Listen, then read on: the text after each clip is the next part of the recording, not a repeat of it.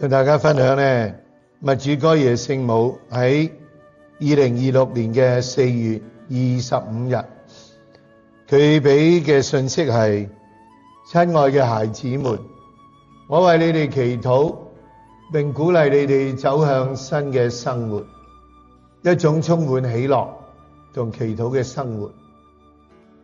願聖神以喜樂充滿你哋，小孩子們，好使你哋如同一股純正可飲用嘅泉水。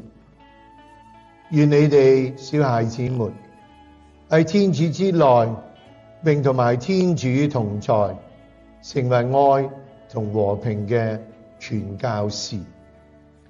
你哋喺世上嘅生命係短暫嘅，因此我同你哋同在，引領你哋邁向天國。感謝你哋回應我嘅呼喚。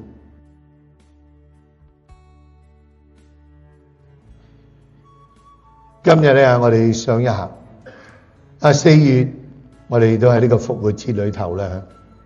究竟我哋點樣復活咗咧？聖母咧再一次提醒我哋啊，我哋喺佢眼中係佢最親愛，佢要為我哋祈禱。佢真係希望我哋每一個人都復活啊！所以佢鼓勵我哋要走一個新嘅生活。我哋過呢啲節日，究竟有冇想過我哋點樣出死入生？我哋有冇真係出死入生？一個真係出死入生嘅生活，我哋應該充滿喜樂。呢一份嘅喜樂就係有永生嘅希望。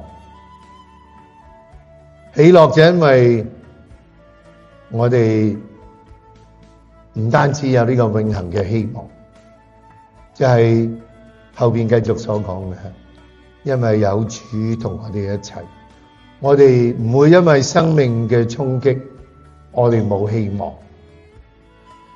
同埋我哋都懂得要醒覺，祈禱就係醒覺呢一份天主與我哋同在。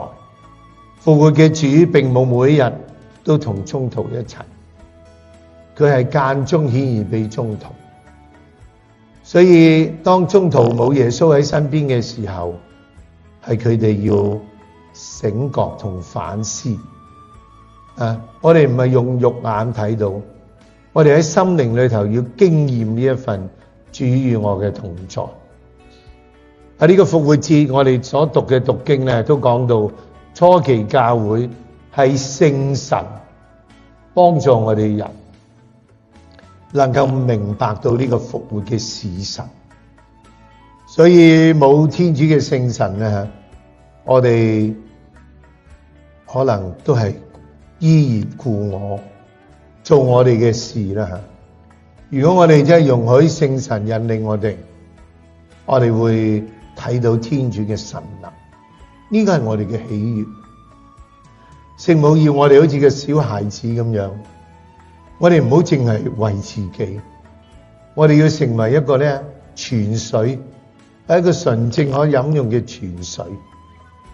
所以聖母繼續話俾我哋聽，我哋要跟從佢，我哋要做一個聽命嘅小孩子咧。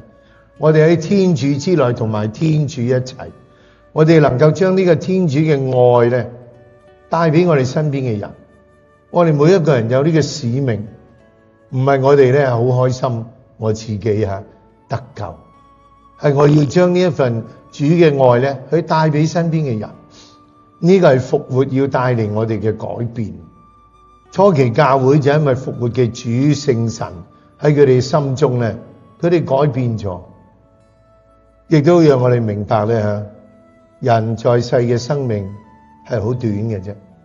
比起永恆嘅生命，就算我哋有100歲，同永恆嘅生命都係好短。所以我哋要真係留喺天主之內咧，我哋要真係渴望，我哋要跟從佢咧去走向呢個永恆嘅天國。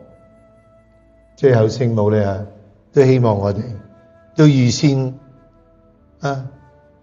感謝我哋咧要回應佢，要我哋今日咧繼續我哋未完嘅復活節裏頭，問下自己，聖母咧陪伴我哋，佢願意我哋復活啊，讓我哋咧都跟從佢。